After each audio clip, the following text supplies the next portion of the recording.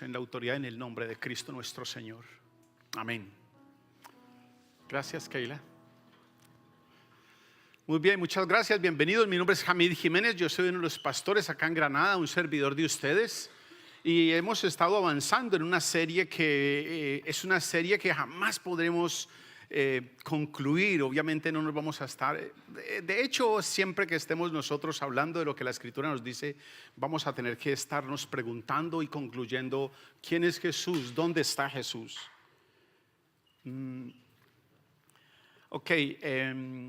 Y esta mañana queremos escuchar a uno de los personajes bíblicos, a uno de los personajes de la historia. Tal vez yo diría que uno de los personajes con el que ustedes y yo más fácil podemos relacionarnos, Pedro, el apóstol Pedro. Y vamos a escuchar cuál fue la respuesta de él a Jesús. ¿Qué fue cómo respondió Pedro a Jesús? ¿Y por qué respondió Pedro a Jesús? Pedro es un personaje supremamente interesante. En mi caso es tal vez el que mejor refleja lo que es mi corazón. Y en mi caminar diario es el que mejor me deja entender mi condición. Así que la respuesta de Pedro tiene una serie de pasos que son muy comunes a los nuestros, muy típicos. Aunque la forma como Pedro responde a Jesús tiene unos matices típicos de él, de su carácter.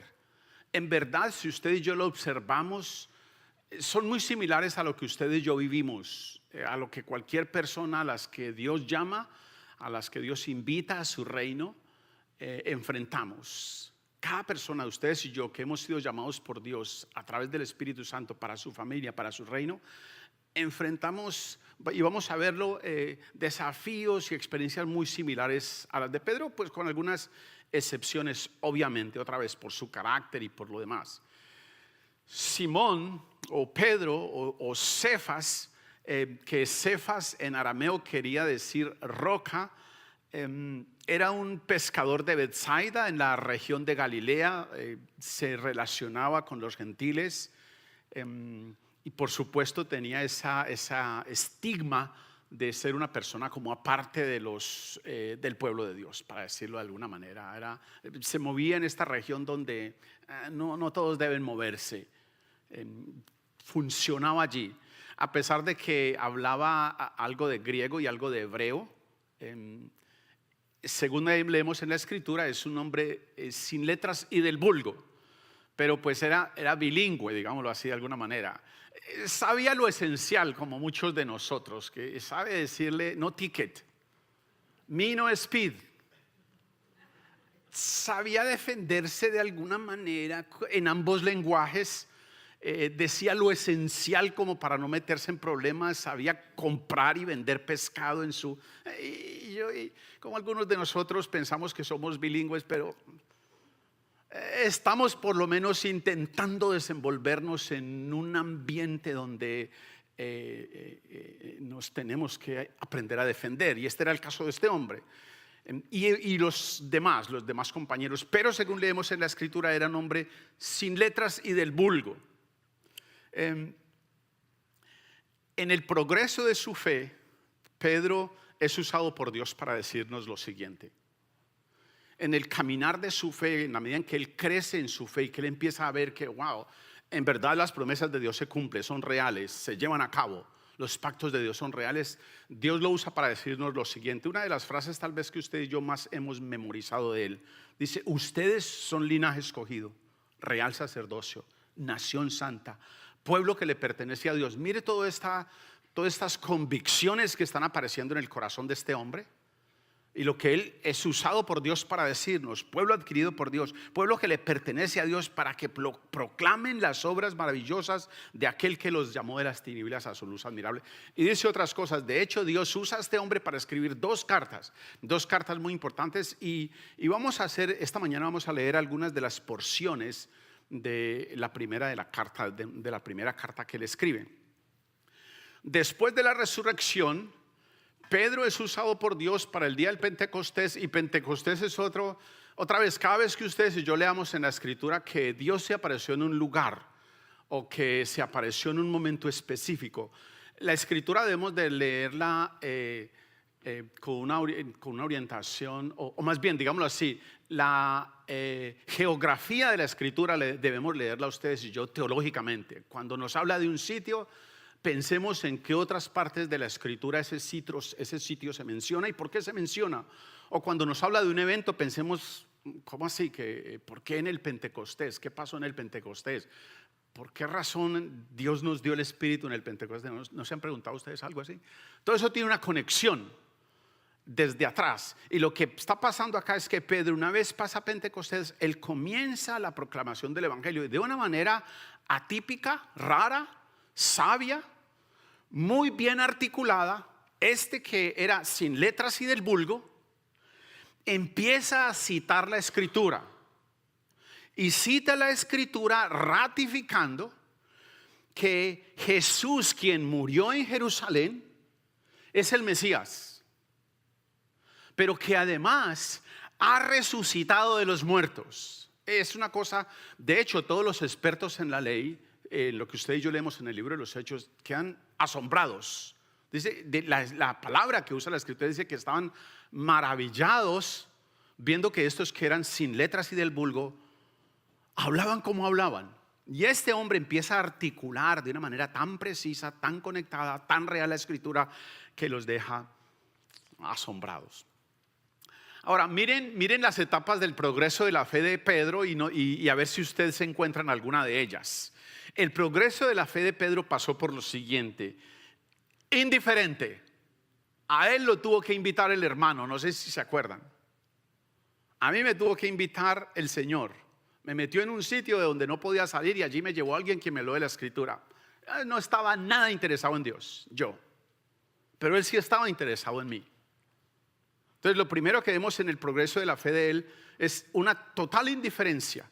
Si ustedes y yo observamos la historia del pueblo de Dios, si Dios no se interesa en su pueblo había seguido divagando por donde le provocaba. Pero es porque Dios toma la iniciativa y se interesa y va por ellos y los rescata y los convence y los transforma. Igual ha pasado con nosotros. Entonces el primer paso de él es eso: indiferente, es invitado por su hermano. Lo segundo que ustedes y yo podemos ver en el proceso de la fe de este hombre es que era pretencioso. En un momento dado dice: aunque me toque morir por usted, muero. ¿Sí recuerdan ese episodio donde él incluso dice: soy capaz hasta de morir? Pero además que era pretencioso, era influyente, influencer. Era creador de contenido. Todos los demás dijeron: nosotros también estamos dispuestos a morir. Era impulsivo. ¿Recuerdan? Le cortó la oreja a uno que llegó a arrestar a Jesús. Jesús no necesita que lo defendamos, en verdad. De hecho, en una conversación anterior, él dice: si yo tuviera que defenderme, yo podría llamar 3 legiones de ángeles. Y cuando uno hace los números, wow, está hablando de una cifra extraordinaria. Pero yo no necesito defenderme. Hay que hacer este proceso. Tranquilo, guarde la espada. ¿Recuerdan? No solo era impulsivo, pero además era agresivo. Otro elemento interesante en el progreso de la fe de él era que, y en este nos identificamos un buen número, inconstante. Apenas vio que las cosas como que no se dieron como él quería, se fue otra vez a pescar. De hecho, después de la resurrección, Jesús va por ellos y los encuentra pescando, completamente desinteresados, aburridos, asustados. Y Jesús los encuentra al borde de la orilla del río y les prepara un desayuno. No sé si ustedes se acuerdan de ese pasaje. Todo esto está pasando en la vida de Pedro. Entonces, inconstante, pero después lo vemos creyendo. Fuera del templo le dice a un cojo que está pidiendo limosna, o un paralítico, a un cojo: mire, yo no tengo plata, pero lo que tengo, eso te doy. En el nombre de Jesucristo. ¿Recuerdan ese episodio al principio de Hechos? Levántate. Entonces lo ven progresando, está llegando a ser creyente. Pero además ahora aparece una característica completamente atípica en este personaje: humilde. Lo enfrentan en una cárcel, lo enfrentan en un juicio, y todo lo que él les dice es: mire, piensen ustedes si es necesario obedecer a Dios antes que a los hombres. Y es cuando ellos dicen, wow, esta gente habla diferente. De hecho, como dice la escritura, es que viendo el denuedo de Pedro y de Juan y sabiendo que eran gente sin letras y del vulgo. Y esa otra palabrita, sin letras y del vulgo, también tiene otra conexión bien interesante. Dice que se maravillaban. Entonces, no solo humilde, pero además seguro. Es necesario obedecer a Dios antes que a los hombres. Yo no sé qué vayan a hacer ustedes conmigo, pero yo he decidido obedecer a Dios. Si usted lee en el libro de Hechos, de los capítulos 2 al 4, es un Pedro completamente distinto. Es un Pedro que tiene un conocimiento de la escritura. Pero, y esto es muy importante, la escritura no es solo leerla, sino la escritura es, nosotros tenemos que aprender a ver por qué la escritura dice lo que está diciendo. ¿Cuál es la razón que la escritura tiene para decir lo que está diciendo hoy? Esta mañana en la escuela dominical hablábamos de eso. Si es algo que se dijo tanto tiempo atrás, ¿por qué nosotros lo estamos discutiendo hoy? ¿Qué sentido tiene? Y este Pedro en Hechos capítulo 2 al 4 empieza a demostrar un conocimiento amplio, un conocimiento extenso, asombroso, que maravillaba a los demás de la escritura. Pero no solo conocía. Si ustedes leen esos dos capítulos, Hechos 3, perdón, 2, 3 y 4, esos 3 capítulos, wow, se asombra uno de ver la conexión que él tiene.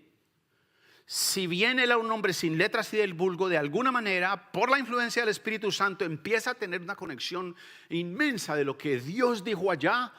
¿Cómo se aplica para mi vida hoy? Está el apóstol Pedro pensando en eso. ¿Y cómo se aplica para las generaciones que vienen? Él está atónito, asombrado, está respondiendo a esa fe. Quienes de ustedes se animen esta tarde, de pronto lean el capítulo 7 de Hechos, donde está el discurso de Esteban. Wow, extraordinario. También otro hombre que conecta una serie de eventos y viene y nos dice, mire, lo que está pasando hoy es porque el Señor lo dijo allá, lo dijo allá, lo dijo allá, lo dijo allá. Está pasando hoy porque viene esto, viene esto, viene esto.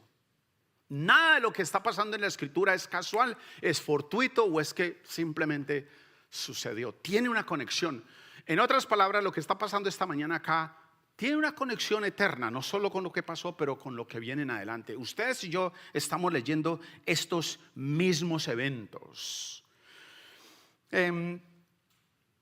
Todo lo que hace Pedro entonces es empezar a ver e interpretar estos eventos con lo que acaba de pasar en Jerusalén. Y yo quiero que me acompañen a leer. Acompáñenme, vamos a leer en Primera de Pedro, la primera carta del apóstol Pedro.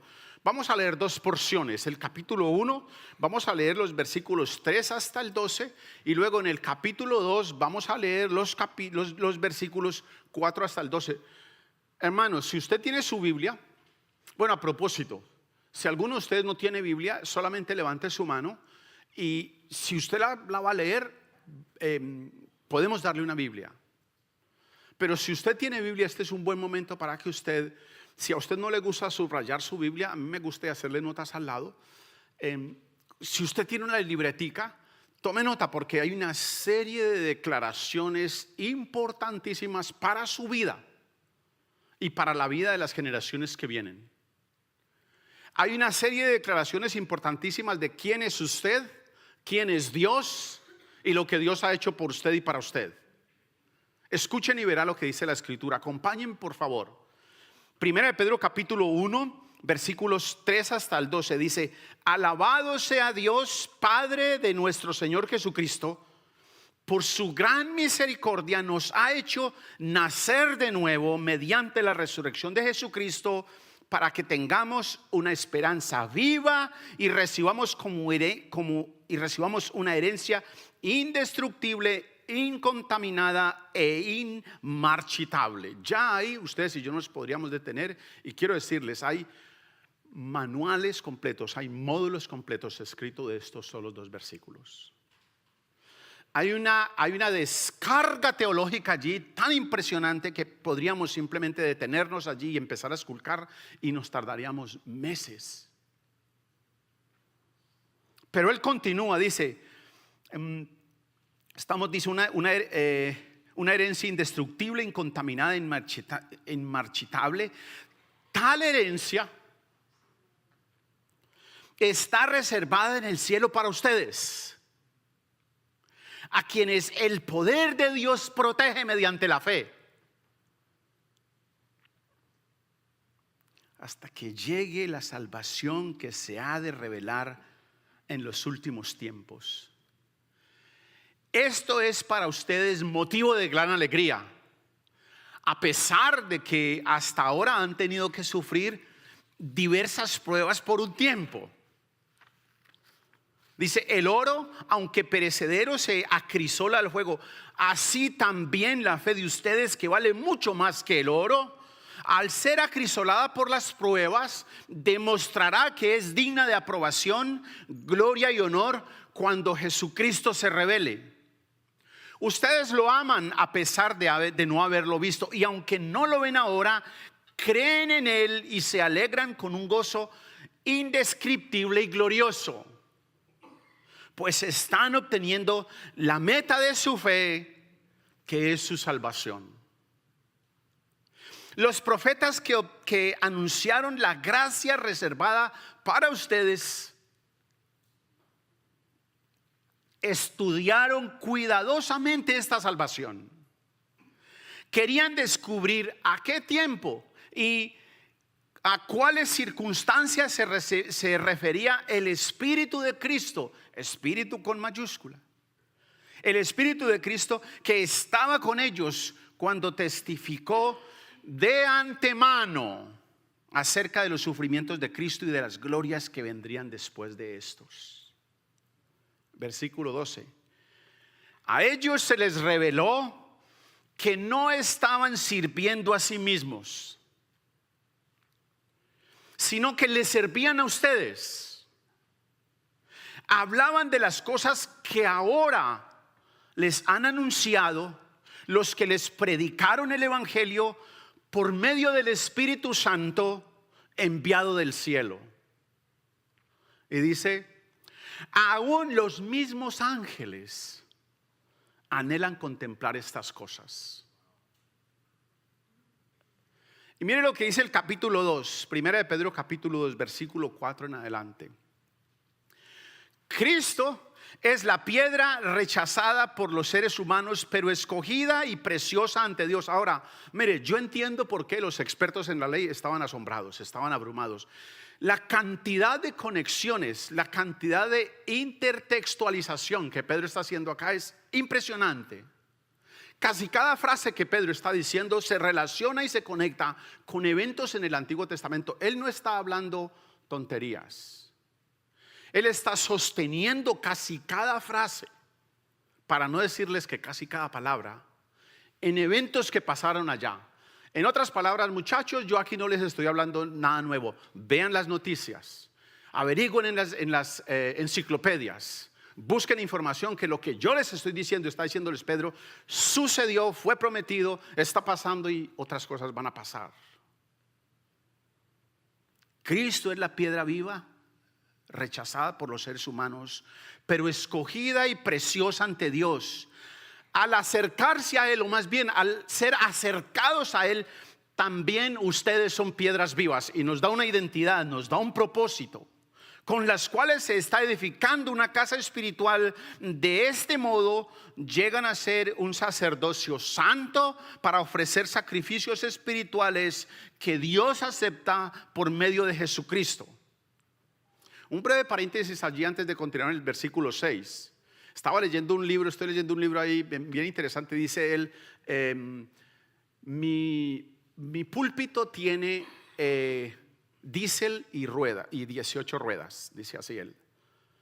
Y es un pastor que terminó por razones de trabajo renunciando a su llamado y empezó a trabajar y no sé qué, pero él concluye que su vida, que él no necesita un púlpito para anunciar el evangelio. Que en verdad, por lo que dice la escritura, su púlpito, nuestro púlpito, es cada lugar donde usted y yo nos movemos. Su púlpito es su casa, su púlpito es su negocio, su púlpito es su lugar de estudio. Usted allí donde está, donde Dios lo pone, en su trabajo, en su lugar, es un sacerdote de Dios. No necesita un púlpito, en verdad. En otras palabras, Dios nos ha puesto a nosotros en un gran púlpito, inmenso púlpito donde ustedes y yo somos sus sacerdotes. Versículo 6. Así dice la Escritura, todo el Antiguo Testamento. Mire lo que él está haciendo. Miren que pongo en Sión una piedra principal, escogida y preciosa, y el que confíe en ella no será jamás defraudado. Para ustedes los creyentes esta piedra es preciosa, pero para los incrédulos la piedra que desecharon los constructores ha llegado a ser piedra angular, la más importante, y también una piedra de tropiezo y una roca que hace caer. Tropiezan al desobedecer la palabra para lo cual estaban destinados. Pero ustedes son linaje escogido, real sacerdocio, nación santa, pueblo que pertenece a Dios, para que proclamen las obras maravillosas de aquel que los llamó de las tinieblas a su luz admirable. Ustedes antes ni siquiera eran pueblo, pero ahora son pueblo de Dios. Antes no habían recibido misericordia, pero ahora la han recibido. Y mire lo que dice, mire ahora los términos que él usa. Queridos hermanos,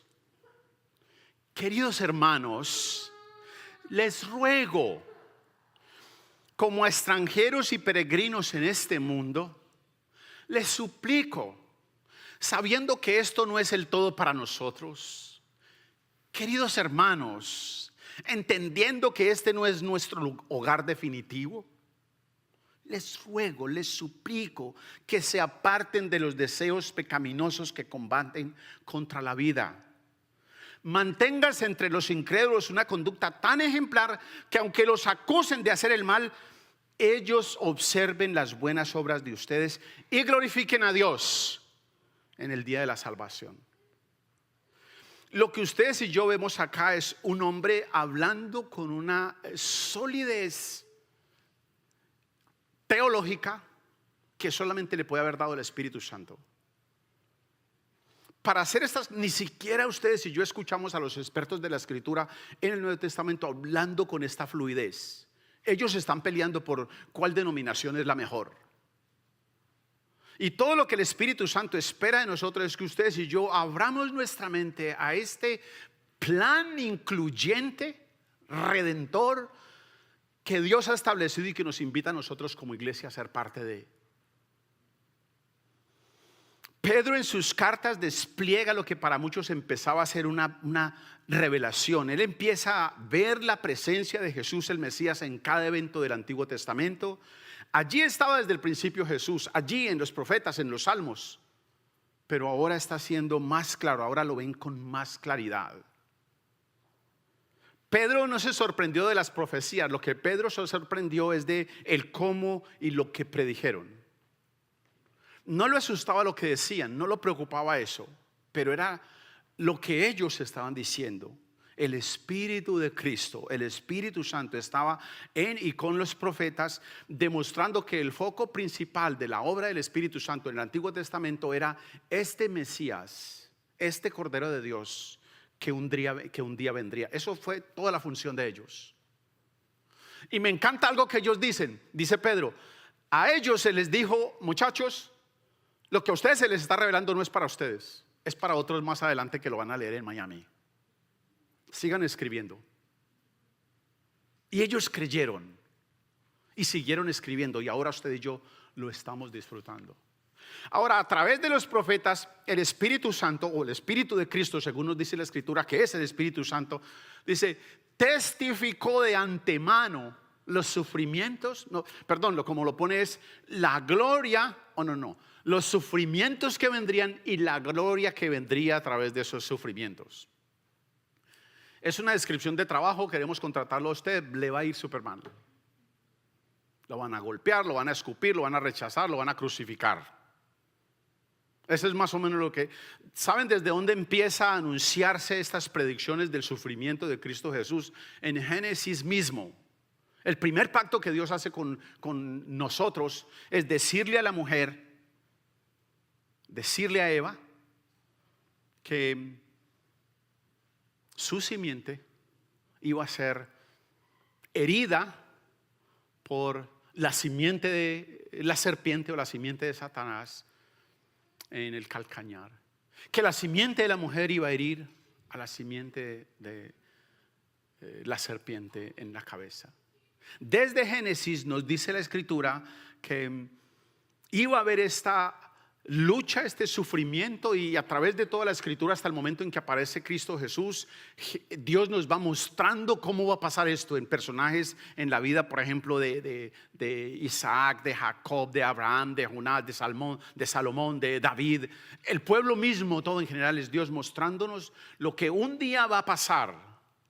Empieza a revelarnos asuntos, lleva eventos que presagiaban la vida de alguien más grande que Abraham, más grande que Salomón, más grande que David, alguien mayor que un día vendría a enfrentar todos estos sufrimientos.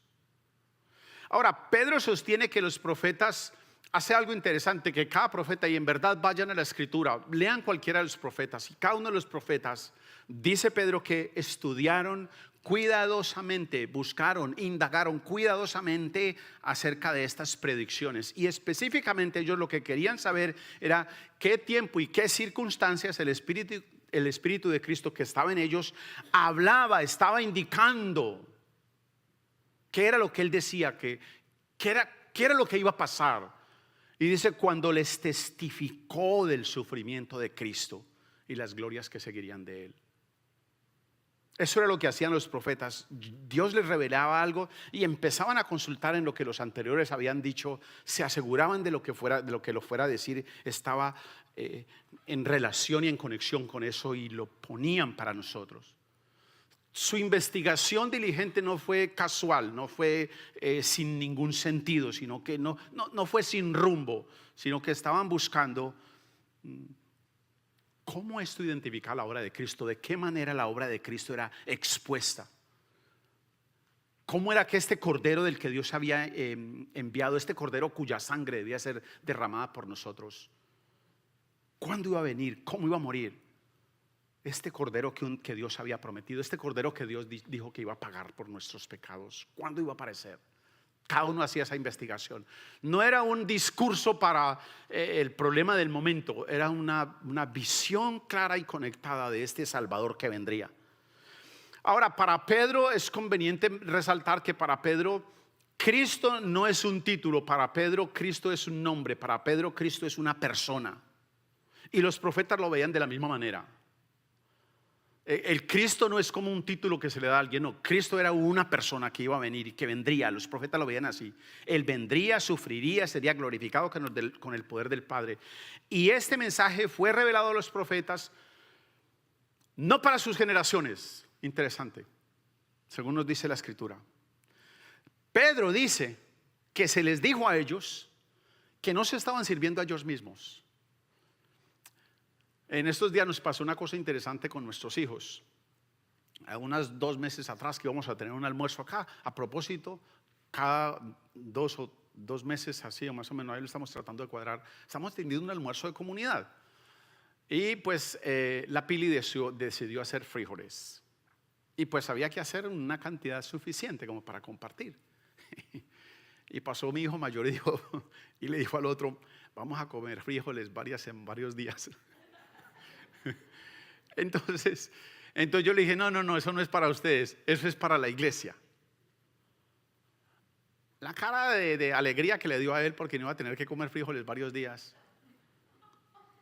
Piensen en los profetas. Esto que se le está revelando a ustedes no es para ustedes. Lo que ustedes están cocinando no es para que ustedes se lo coman. Lo que ustedes están escribiendo, lo que el Espíritu Santo les está revelando a ustedes, es para otros. Y la Escritura dice para ustedes, para nosotros.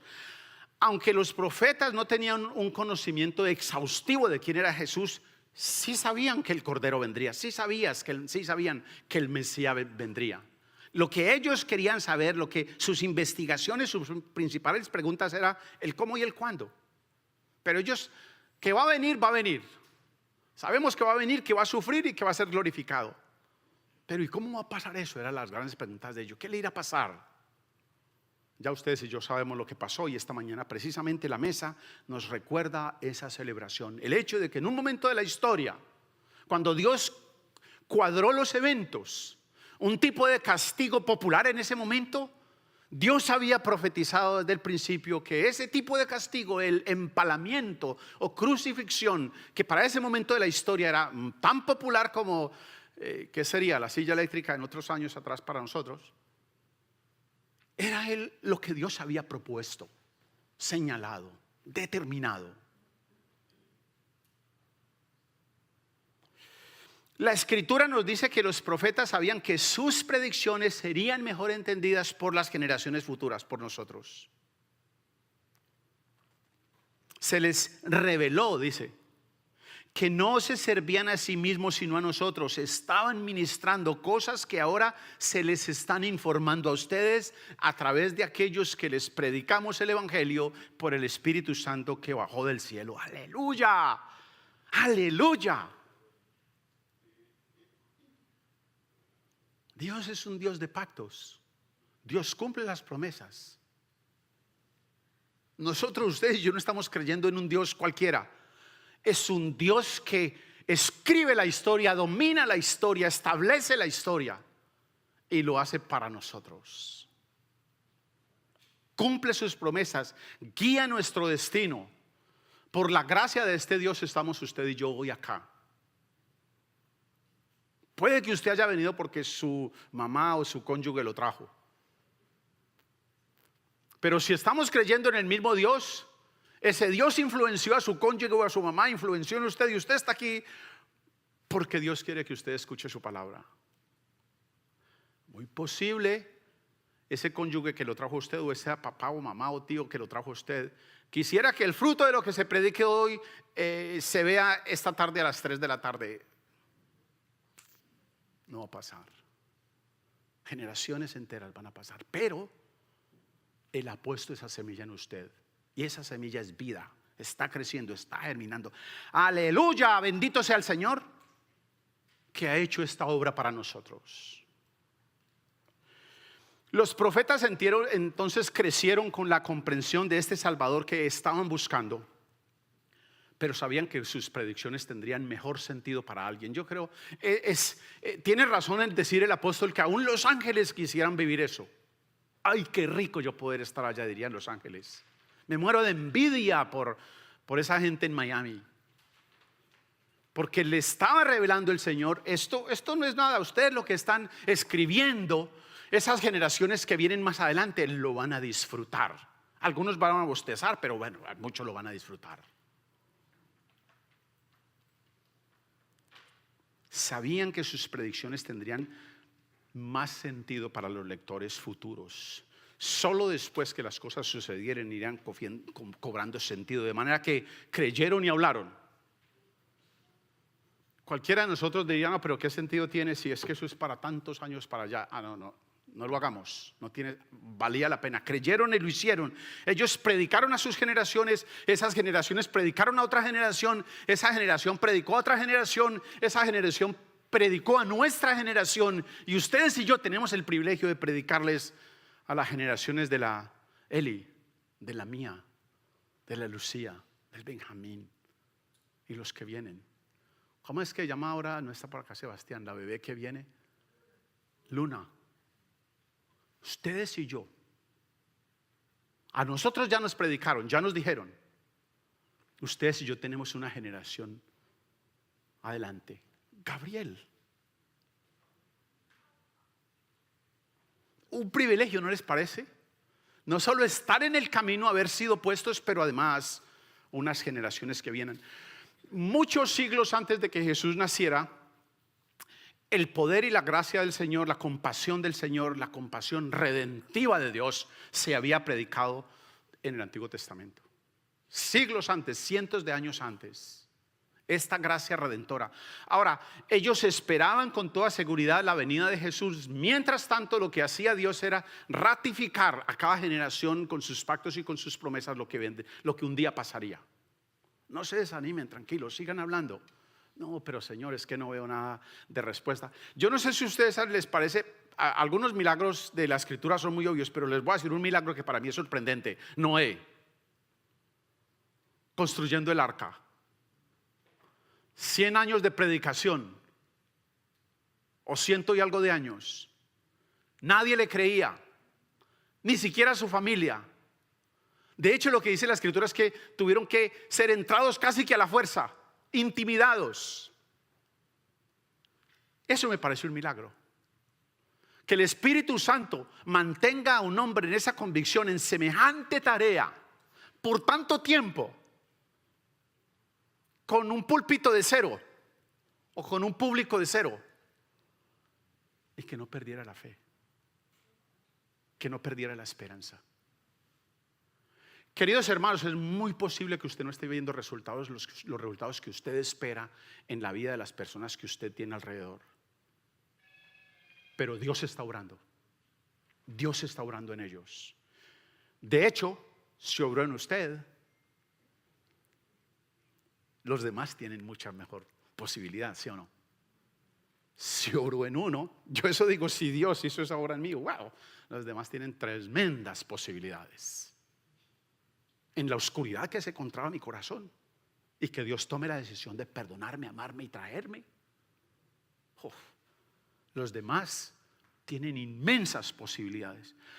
Ahora, mucho, si bien el Nuevo Testamento resalta aspectos de la vida de Jesús que a veces a usted y a mí nos gusta solo quedarnos allí, es sorprendente el Antiguo Testamento cómo nos describe no solo los sentimientos, pero las emociones, los momentos de los que Cristo enfrentaría. Cuando ustedes y yo empezamos a ver el Antiguo Testamento, cómo el Antiguo Testamento habla de estas cosas, entendemos por qué la gente del Nuevo Testamento podía escribir con tanta tranquilidad y con tanta certeza. Es que la Escritura describe esto. Vaya usted a salmos como el Salmo 1, el Salmo 2, el Salmo 19, el Salmo 22, el Salmo 69, Isaías 51, Isaías 53, Oseas, Nahum, Jonás. Y ustedes van a ver cómo estos personajes, cómo la Escritura ya nos va mostrando estos eventos del Redentor que un día vendrá. De hecho, yo diría que para mí, en mi opinión, el Antiguo Testamento es más colorido, es más gráfico, mostrándonos estos eventos de Jesús, estos detalles, estas emociones, los sentimientos de Cristo, que el Nuevo Testamento. El Nuevo Testamento resalta algunas cosas muy buenas, a mí me encanta, pero es sorprendente lo que hace el Antiguo Testamento en enseñarnos lo que iba a pasar durante el periodo de sufrimiento de este Redentor que vendría.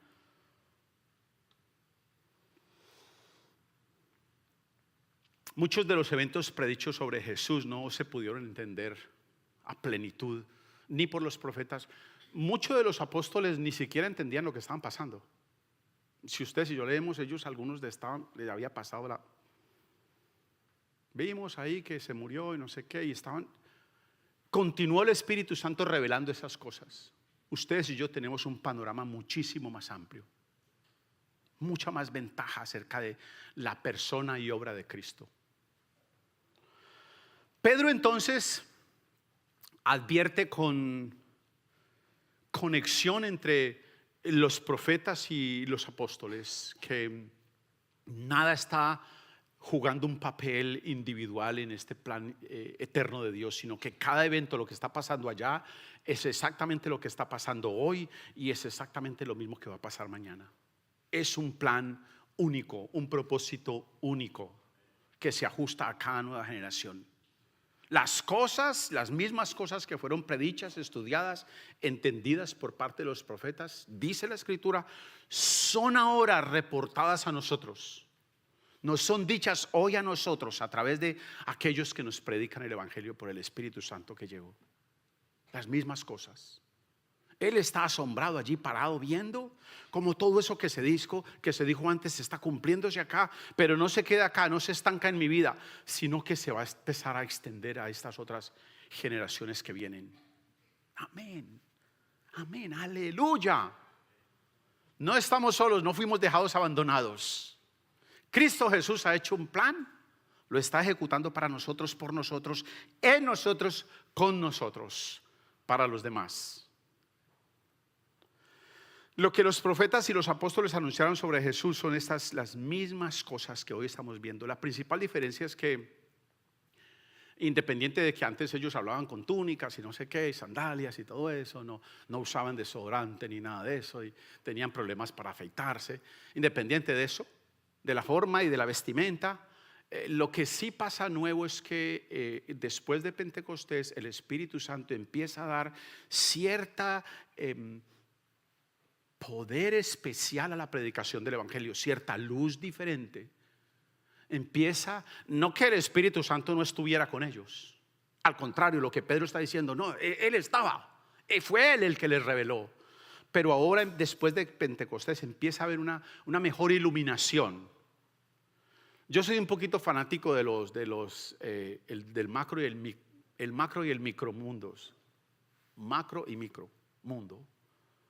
Y es interesante lo que uno tiene que hacer para enfocar ciertas cosas y para lograr ponerla al tono, y wow, se sorprende uno lo que puede ver uno con aparatos.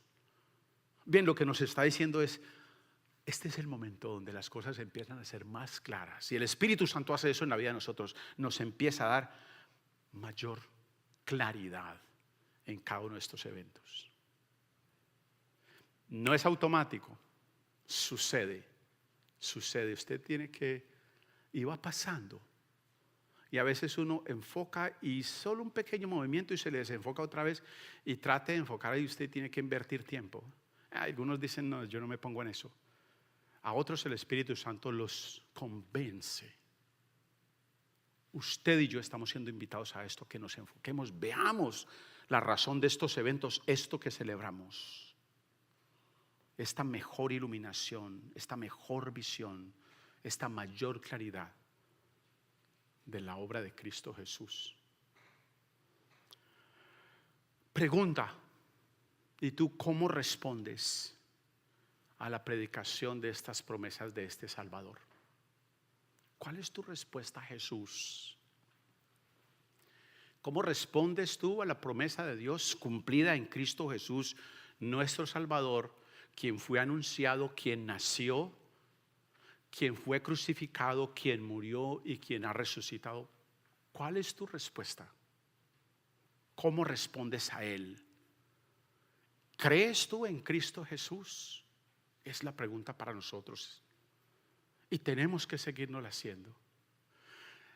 A esa pregunta usted tiene que añadirle lo siguiente. Si usted cree en Cristo Jesús, tiene que añadirle lo siguiente. ¿Qué cree usted de Él? ¿Qué es lo que usted cree de Cristo Jesús? ¿Cree usted que Cristo Jesús es el Salvador, el Cordero de Dios, enviado, prometido, el único que puede redimirlo a usted de sus pecados? ¿Cree usted que Él es en verdad su Señor? ¿Cree usted los parámetros de Él acerca de justicia, de amor al enemigo, de perdón, de tolerancia? ¿Cree usted? Quiero invitarlos para que juntos participemos de la celebración de la Santa Cena. La celebración de la Santa Cena no es otra cosa que la ratificación de estos eventos. Ustedes y yo como iglesia estamos siendo parte, siendo testigos de este plan que continúa